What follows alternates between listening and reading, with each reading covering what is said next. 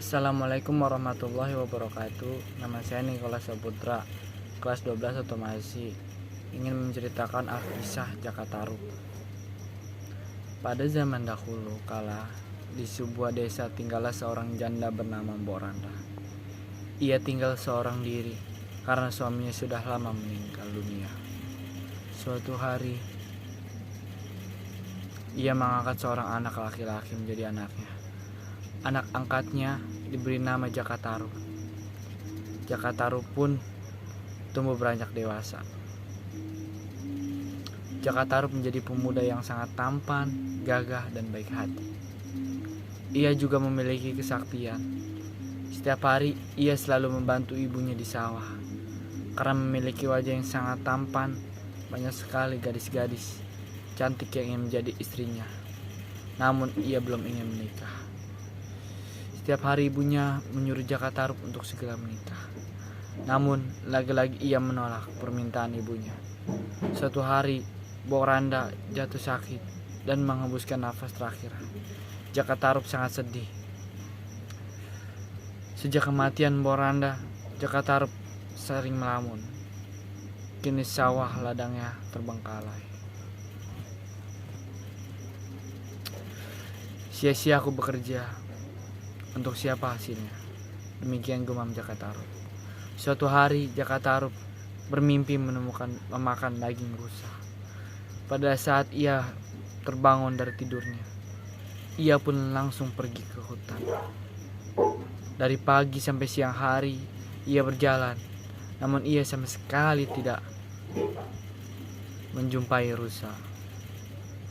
Jangankan rusa, kancil pun tidak ada. Suatu ketika ia melewati telaga itu dan secara tidak sengaja ia melihat para bidadari sedang mandi di sana. Di telaga tampak 7 perempuan cantik tengah bermain air, bercanda, bersukaria. Jakatarup sangat terkejut melihat cantikan mereka. Karena Jakatarup merasa terpikat oleh 7 bidadari itu. Akhirnya ia mengambil salah satu selendangnya.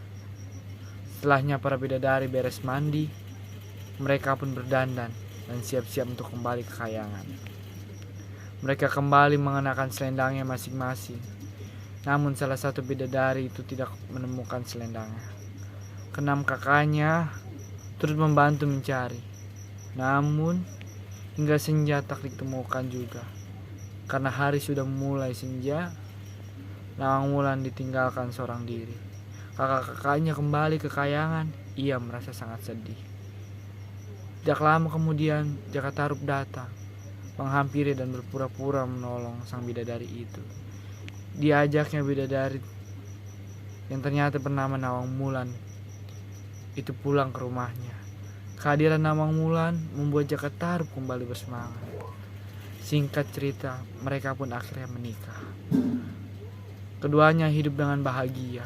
Mereka pun memiliki seorang putri cantik bernama Nawangsi. Sebelum mereka menikah, Nawang Wulan mengingatkan kepada Jakatarup untuk tidak menanyakan kebiasaan yang akan dilakukan nanti setelah ia menjadi istri. Rahasianya Nawang Wulan yaitu ia memasak nasi selalu menggunakan 1 butir beras. Dengan sebutir beras itu ia dapat menghasilkan nasi banyak. Setelah mereka menikah, Jakatarup sangat penasaran. Namun, dia tidak bertanya langsung kepada Nawang Wulan, melainkan ia langsung membuka dan melihat panci yang suka dijadikan istrinya itu memasak nasi. Ia melihat setangkai padi masih tergolek di dalamnya. Ia pun segera menutupnya kembali. Akibat rasa penasaran, Jakatarup Nawang Wulan kehilangan kekuatannya. Sejak saat itu, Nawang Wulan harus menumbuk dan menampi beras yang dimasak seperti wanita umumnya.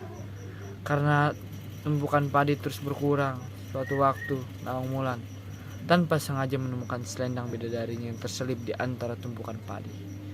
Ternyata selendang tersebut ada di lumbung gabah yang disembunyikan oleh suaminya. Nawang Wulan pun merasa sangat marah ketika suaminya yang mencuri selendangnya. Akhirnya ia memutuskan untuk pergi ke kayangan. Jakataru pun meminta maaf dan memohon kepada istrinya agar tidak pergi lagi ke Kahyangan. Namun Nawang Wulan sudah bulat tekadnya. Hingga akhirnya ia pergi ke Kahyangan. Namun ia tetap sekali turun ke bumi untuk menyusui bayinya. Namun dengan satu syarat, Jakatarup tidak boleh bersama Nawangsi ketika Nawang Wulan menemuinya. Biarkan ia seorang diri di dekat telaga. Jakatarup menahan kesedihannya dengan sangat. Ia ingin terlihat tegar setelah Jakatarup menyatakan sungguh kesanggupannya untuk tidak bertemu lagi dengan Nawang Wulan. Sang bidadari pun terbang meninggalkan dirinya dan Nawangsi. Jakatarup hanya sanggup menatap kepergian Nawang Wulan sambil mendekap Nawangsi. Sungguh kesalahan tidak termaafkan. Tiada hal lain yang dapat ditakutkan saat ini selain merawat Nawangsi dengan baik. Sekian, terima kasih cerita Jakatarup saya sampaikan. Wassalamualaikum warahmatullahi wabarakatuh.